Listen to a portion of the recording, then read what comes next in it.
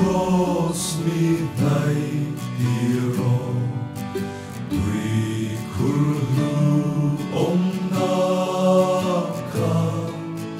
dam na tuy mitin swata Calvary aluam ka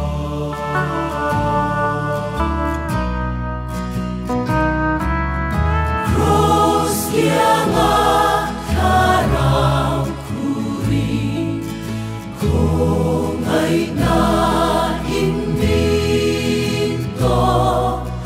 varpar arsi eng tatsuan kavela sun enge cross at suan karaw bui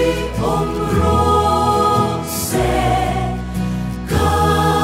katharaw lui pia lama lom takat sotleni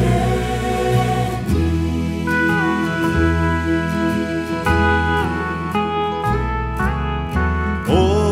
patian fa cross luju kamit mu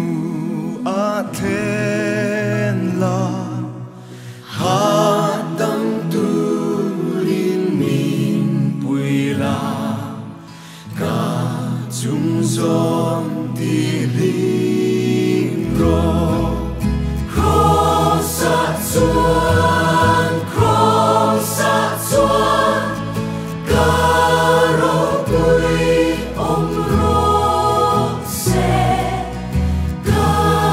katharaw lui pia lama lom takat sotleni